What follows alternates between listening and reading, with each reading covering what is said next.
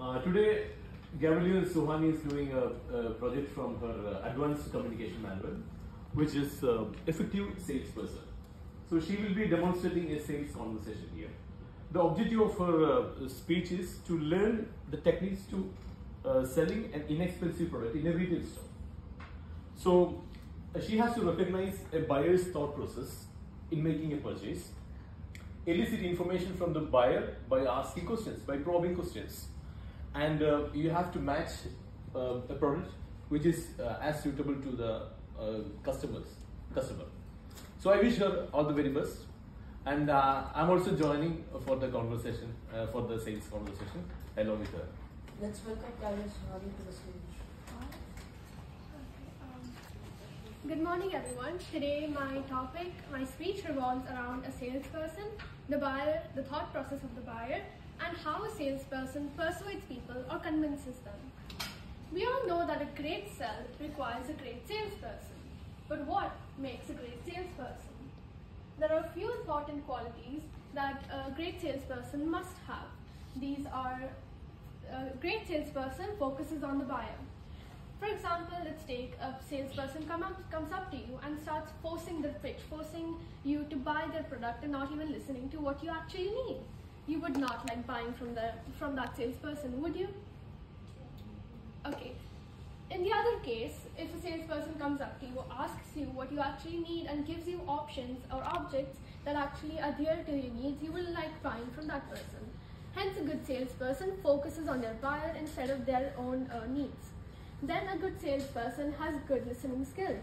Not only they listen to the buyer's requirements and needs, but also they provide complete information and details regarding their product or service they're selling. Other important qualities that a good salesperson has is honesty, credibility, trustworthy, and reliability. Because we would buy something from someone who we trust. You're not going to go around buying something from people you don't trust, do you? That's very wrong. Don't do that. Then a salesperson also has a good attitude and behavior towards the buyer. For example, if someone comes up to you and starts being rude to you and forcing you to buy something, that's a bad salesperson, and they won't make a sell to you. But instead, if they respect you and talk to you politely, you would like buying from them. A good salesperson also respects the buyer and their decision, and also does not cross any boundaries or limits. In a sell, there are two people involved, the buyer and the seller. Now that we know what makes a good seller, we also need to help the seller. And to help the seller must know how the thought process of a buyer works when they're buying something. The thought process of a buyer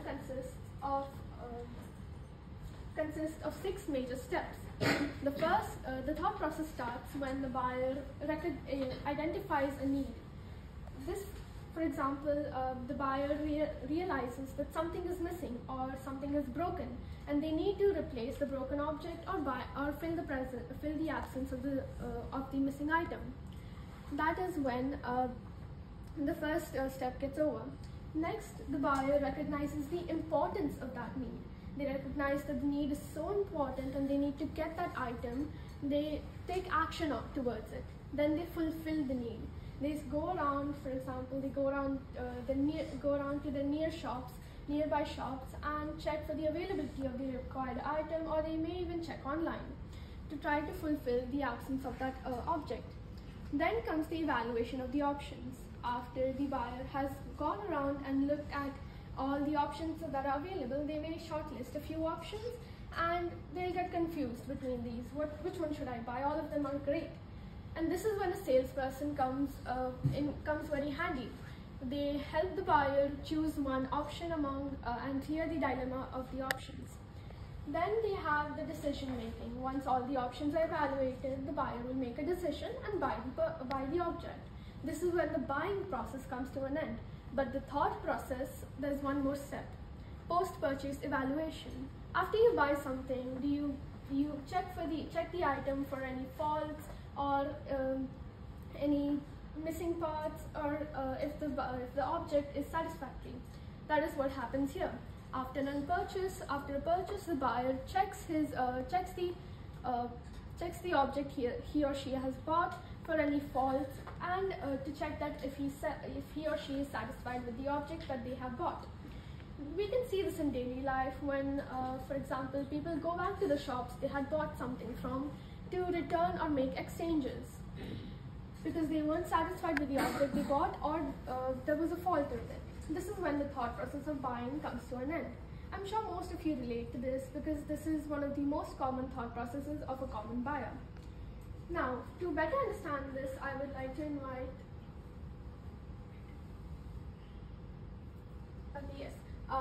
how a salesperson persuades or convinces the buyers, or how a salesperson actually sells things. There are 5 important requirements for this.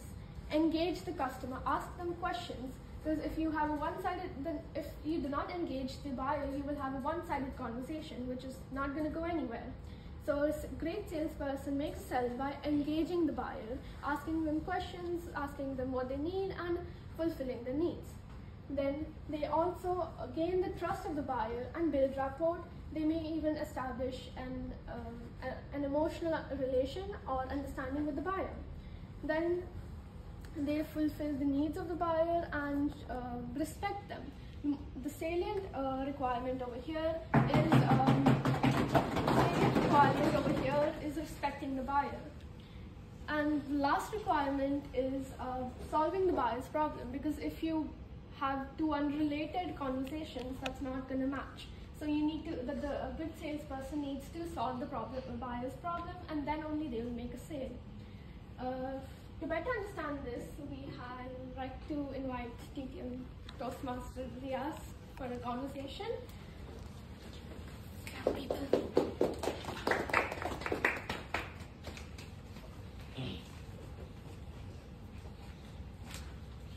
Hi.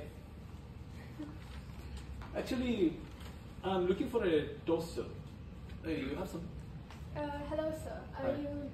Yes, we have a lot of toasters here. Are you looking for a toaster for your house or business? Yeah, actually, I'm looking for one. I have one, but I was using this for last 10 years. But I think it's got almost damaged. My children started telling that hey, this is not worth keeping it, and we'll throw it away. So, can you suggest me something? No problem, sir. We have a lot of toasters over here, and you will definitely find one that suits your needs. Okay. What problems are you facing with your toaster at home? So the main problem is something like it's not working properly. Reheating problem? Yeah, heating problem. The thermal some issues are there. Yeah. I see. Do you know if And some sound is coming. Sometimes my wife is telling that the wire is disconnected. Some smoke is coming. Okay. Some issues. Yeah. Do you know if you're looking for any particular features or company? See, I trust some brands, especially the one which I'm using is from Philips. I think it's a good brand. Yes. Right. So you have something else to suggest me? I'll show you one of the best toasters we have. Okay. That will suit your needs. Are you looking for a wireless toaster? Fine. Right now, what I'm using is not a wireless one. Yes. The wired one. Yes. Maybe Most if of you the can. toasters, Sure. most of the latest toasters are wireless, so I think that will be more better because it also lasts longer than a wire one. Okay. So first we have the Gavel toaster, and it toasts, Okay. defrosts, and reheats. Okay. And is also wireless. It also has 8 browning settings, so that anyone can toast the toast how long as they want. And it also has a progress indicator, so you know how long the toasting is happening, and when you can stop it. And the toasting quality of this toaster is one of the best we have. Do you want it, or? Yeah, that's good because right now the one I'm using is toasting very slow. So if you can suggest me apart from toasting, maybe having some defrosting, looks good. Again, we have a Philips one. This is one of the best we have. Okay, show me. It's a Philips 5000 sure. series. It toasts, Yeah. defrosts, reheats, Yeah. and has a variable browning setting. Okay. It's easy to control and experience. It Okay. also has a removable crumb tray, Okay. so it's easier to clean up after you've toasted. That's good. And it also it is available in black and copper color. Okay. And Price like? price is about 150. Oh, that sounds little above my budget. No problem. So we have a lot of I questions. think May I know what your budget is? something below 100 dirhams. Okay, no For problem. my budget. We have many options. Okay. We have this one. It is also a Philips one. Okay. However, it's about 25 dirhams above your budget. Is that fine? Yeah, 25 dirhams is fine. Perfectly fine. No problem. So it's a Philips Daily Collection 2-in-1 toaster and grill. It toasts, defrosts, reheats, is wireless, and doubles as a grill. Oh, that's And great. so it's like a cheap as well as a lot of options. Cheap? Quality? Is it cheap? Among all the toasters, Okay, okay. it's cheap. It's a toaster and a grill. But and quality is good, right? Amazing Oh, quality, okay, sir. okay, okay. It has 8 browning settings for everyone's individual preference, and can hold 4 slices, which is maximum capacity. Oh, And great. it also has an integrated bun rack for heating buns, rolls, pastries, and also has an integrated sandwich maker. Okay. So it also again has a removable crumb tray and a cancel button to stop toasting, and also has safety is also completely safe with its insulated lift off and cancel button and auto shut off button also. And there is a warranty of 2 years, Okay. and it has a high customer satisfaction and doesn't overheat as much as other toasters. Okay, perfect. I'll go for as per your recommendation. No problem. Okay, so you will be buying the Philips Daily Collection 2-in-1. Yeah, as you suggest. Same, Okay. 120 dirhams one. Okay, so you can pay for it at the cash counter and they will guide you further. No, I don't have cash. Can I pay by card? Yes, definitely. Do you have any other options? EMI or something? These are one of the best ones I showed you. No, and, any EMI or something like that? EMI, you can, yes, we have, but the cash counter will guide you further. Okay, okay, okay. Any interest without much processing charge or any interest? Interest, we also have that, and as I said, the cash counter will guide you further because they handle the paying department. But we have an interest. And how about the services? Once I buy it, if any problems happen, you will replace? There's a 2-year warranty, and we will replace you if something happens between. Okay, fine, perfect. Then I'll pack it. Yeah. Okay, sir. Thank Have you. a nice day. Yeah, perfect. Okay, so thank you, Toastmasters, for that. And we can see that the seller has helped the buyer throughout the entire process. So let's see how exactly the seller in the example has made a proper sell and handled the buyer that came to the store. First, we can see that the seller has respected the buyer, helped them throughout the entire process of buying, and also evaluating the options. Then they cleared the doubts, gave them full information regarding all the objects and services they had. Then they also kept the buyer engaged, built rapport and an understanding between them. They provided provided options that suited the buyer's needs, and also they were honest about the items and which one had a better quality and which one suited the buyer's needs. So we can see that all the 5 requirements have been fulfilled.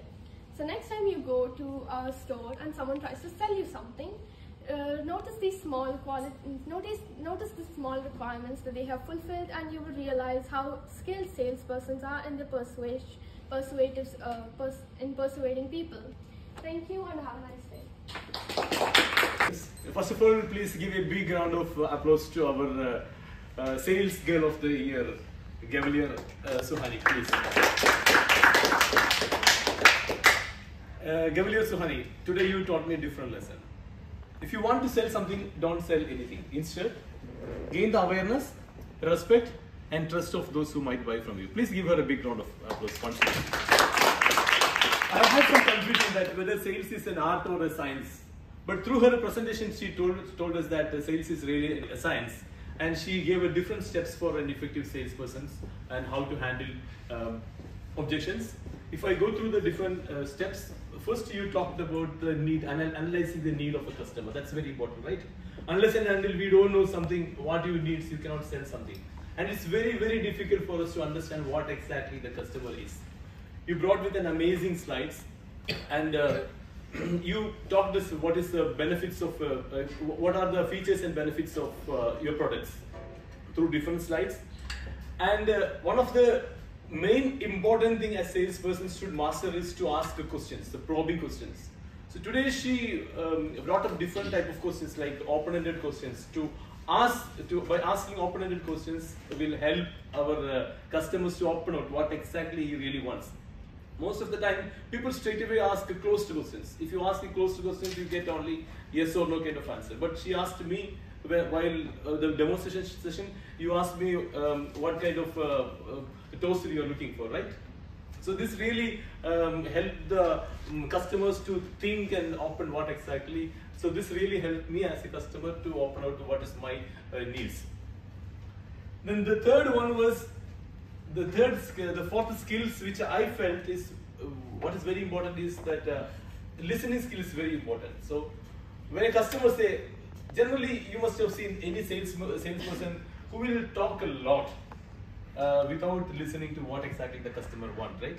But if a customer really, if the salesperson can actively listen what the customer wants, she can give the exactly what product, she can customize the product and she can give. I found she was very successful in that.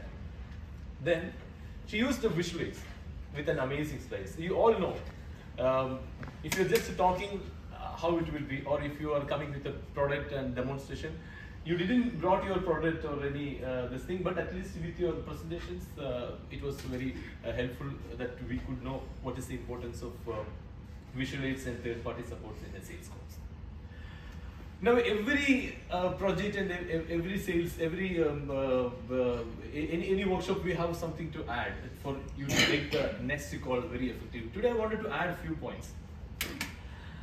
In any sales calls, what is very important is to talk more about benefits of the product rather than the features of the products. I found in some area you talk too much about the features of the product. This product has got this much, this much, this much. But at the same time, what is a feature? A feature is something a product has or the product does, right? But what actually customer wants, what is the benefit the customer is getting from the product? So next time when you make your presentation, how that benefits could directly contribute for the customer. Like your wife will be very happy to keep it in the home so that it's very easy. That way, if you could put it, it will emotionally you can just catch the customer. The second thing, what is the right time to close a sales? When a customer show its buying signal, this is a time for you to stop all your discussions and you can start selling. I showed you that I have already shown the signal because this is a very inexpensive product. Like yeah, I will buy it, but still you are. I felt that you are continuing with more and more information. Next time when you plan your speech, if the customer shows a buying signal, it is a time for you to take the order book and close the sales. You could have asked, sir, would you like to buy one piece, or maybe you wanted to take one to India. So at least you try to add up one more, or maybe you can close the order by taking. So otherwise, I have nothing to add. She made an amazing speech with an amazing workshop. I really enjoyed. I'm sure you are a very good salesperson. I don't know what is your ambition to become, but anyway, there is a salesperson hiding in you. The only question is, when are you going to take her out? All the very best. Over to you.